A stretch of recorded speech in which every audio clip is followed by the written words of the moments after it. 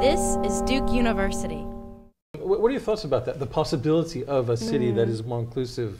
Because the other poignant parts about a lot of what we have discussed and seen and read about is just the rise of the police, the rise of the securitization of these places as you get the kind of urban renewal going on. At the same time, you've got private police forces, security forces, all kinds of authority that are enforcing this new order. Well, you know, sometimes I feel like post-colonies anticipate things that happen, you know, those so-called metropolitan core. I mean, if you look at something like Ferguson, Missouri, and the militarization of the police there, and, you know, all over the US, and the sort of consternation, even mainstream media commenting on, oh my goodness, you know, why is it that these little police departments in cities of 20, 21,000 have equipment that former Marines and Black Ops types are saying they didn't even use in the theater of war, right, in Afghanistan and Iraq. But of course, what's going on in South Africa, and I would imagine it's happening in places like Turkey too, is a continuity with the past in which the police have for a very long time been militarized.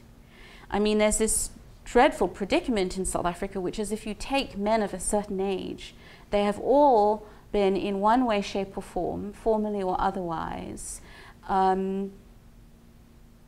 militarized in some way, whether because they were involved in the armed wing of the liberation struggles, or because they were members of a sort of security police, or because they were members of the regular police that ostensibly worked on law and order, but that was always a euphemism for basically throwing political dissidents in prison.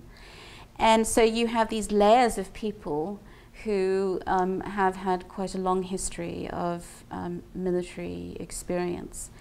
And then add to that the kind of privatization function, which is the use of armed response teams. This is mostly for the affluent, you know, in the northern suburbs of Johannesburg or in Cape Town, in places like the so-called leafy southern suburbs. You know, most people's properties are high-walled, they have barbed wire or electrical fencing, and are secured and in lockdown. And you will see as you drive along suburban streets in these kinds of affluent neighborhoods, this or that armed response company is responsible for the care of this property.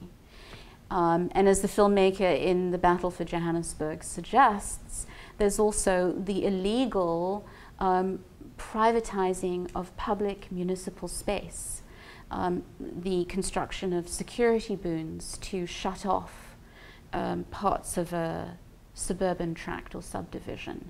So you actually have to check in with somebody before you drive in to a suburban subdivision.